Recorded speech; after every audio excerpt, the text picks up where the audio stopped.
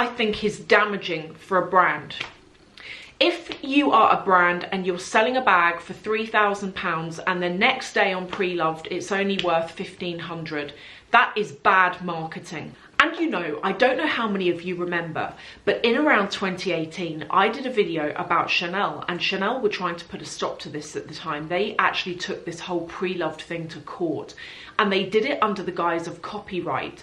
People were up in arms about it. There are other brands who are keeping a very close eye on the luxury Preloved market, and not all of them are liking what they see.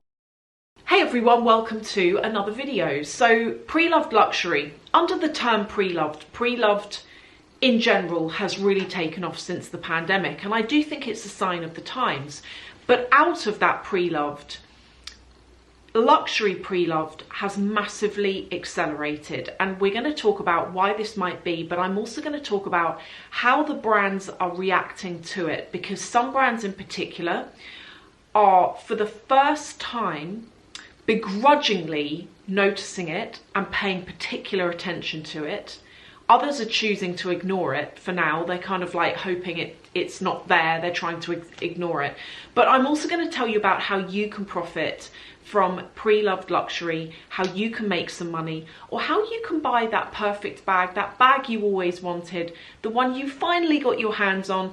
I've got some bags I'm going to show you that I have personally bought Preloved, as well as some outlets, because outlets are another thing that are massively on the rise. So let's kind of delve into this. There are predictions that Preloved is actually going to make up 37% of wardrobes by 2031. That is in comparison to 26% in 2021.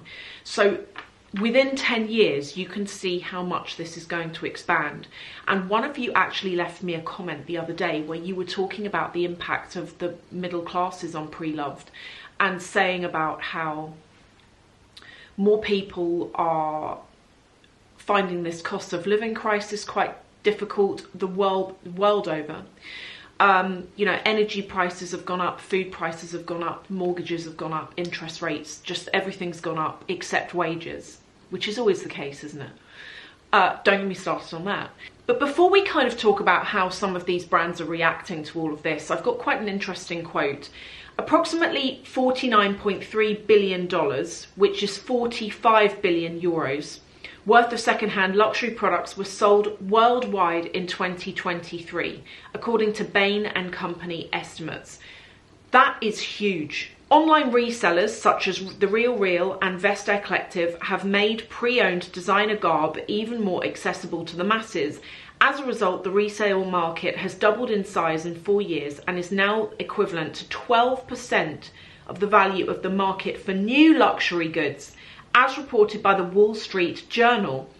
Not everyone is happy though, and that's what we're going to come on to. So what are the brands saying? Well, as I did that video in 2018, as I mentioned earlier, Chanel were not happy about this many years ago, before the boom. I mean, I'm talking about 2018, before vintage luxury was mainstream cool. Now, people being able to find bags from the 80s and 90s is kudos. It's something to brag about. I have actually gone into Chanel with this bag, which I got Preloved, which is one of my most favourite bags. I was in Chanel in Harrods, and I actually had an essay come up to me to admire this bag. This is a 1994 bag. So here are some things that I found online. Some fashion houses are concerned that fakes may be sold on second-hand websites, as the proper authentication checks are not always in place. In addition, some houses are frustrated by the fact that shoppers can now determine which designer goods hold value and which don't. This, I think, is damaging for a brand. If you are a brand and you're selling a bag for £3,000 and the next day on Preloved it's only worth £1,500, that is bad marketing. And there are brands out there that this is the case with, particularly troublesome brands like Balenciaga, where they did what they did at the end of 2023 with that awful marketing campaign. But if you take brands like Saint Laurent is another brand that hasn't had any troubles or anything like that, but a lot of their bags do not fetch half the price that they cost brand new. And they are one of many brands that this is the case with. Even with Chanel, things are changing. If I went back 8 years when I did these videos and I used to say to you, you can make money selling Chanel. You can definitely make money selling Chanel small leather goods because people want them. There are more people out there that have got up to £500 to spend than have up to £10,000 to spend on a bag or on a wallet or whatever. And so that's why you could always make money on the small leather goods, more of a margin than you could on the bags. Everything with Chanel has changed. As their prices have increased into crazy, the prices that you can command when it comes to Preloved are percentage-wise so far away from what the new prices are. I'm going to give you an example. You could buy a Chanel, let's say the jumbo. It's nearly £10,000 in the UK. But if you go and look Preloved, I've got one here. I think I found it for around about 6,000 and something pounds. That's on the expensive side. There are cheaper ones on Vestiaire Collective that you can get, and it's worth you having a look. So Chanel has changed.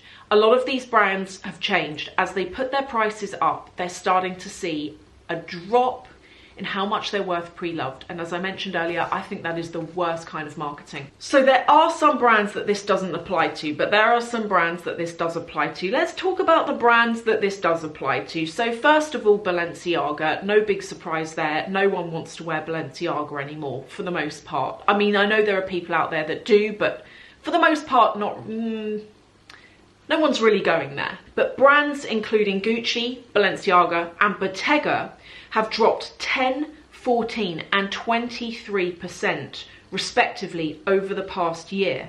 Handbags made by Louis Vuitton, I've said this before, Louis Vuitton you can make such a good saving on. They lose 40% of their value on average when they're resold, while Christian Dior's bags almost half in value. This again, guys, this is what I've been telling you for years. Dior is one of my favourite brands. One of a few of my favourite brands, but their items don't hold their value.